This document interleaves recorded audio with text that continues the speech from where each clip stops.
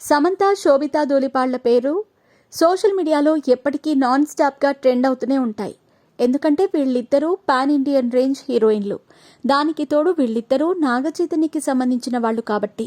సమంత నాగచైతన్య మాజీ భార్య కాగా, శోభిత ధూళిపాళ్ల ప్రస్తుత భార్య.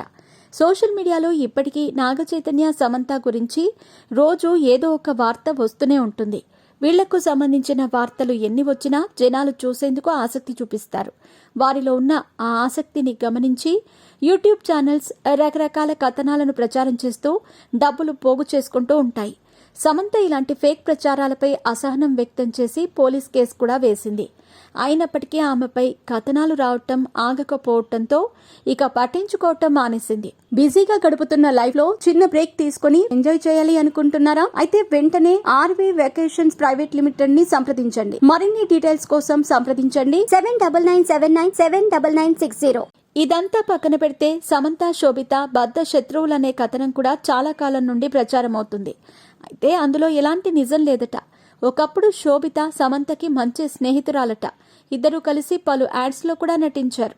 నాగచైతన్యతో శోభిత పెళ్లి తర్వాత వీళ్ల మాటలు తగ్గిపోయి ఉండొచ్చేమో కానీ ఒకరినొకరు ద్వేషించుకునే రేంజ్ గ్యాప్ అయితే వీళ్ల మధ్య లేదు. అంతకుముందు ఒక ఇంటర్వ్యూలో శోభిత సమంత గురించి చాలా గొప్పగా మాట్లాడింది. ఇప్పుడు ఆమెను సమంత గురించి అడిగినా అలాగే మాట్లాడుతుంది. ఇదంతా పక్కన పెడితే సమంత, నాగచైతన్య కాంబినేషన్లో వచ్చిన మజిలీ చిత్రం ఎంత బ్లాక్ బస్టర్ హిట్ అయిందో అందరికీ తెలిసిందే. ఈ సినిమాలో మొదటి హీరోయిన్ క్యారెక్టర్ కోసం ముందుగా శోభితని తీసుకున్నారట.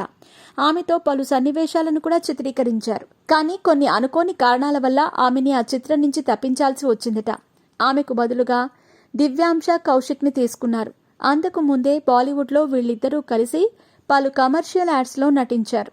నాగచైతన్యతో సమంత వైవాహిక జీవితంలో ఉన్నప్పుడు శోభిత అప్పుడప్పుడు ఇంటికి వస్తూ ఉండేదట. అలా వాళ్ల మధ్య ఒకప్పుడు మంచి సాన్నిహిత్యమే ఉండేది.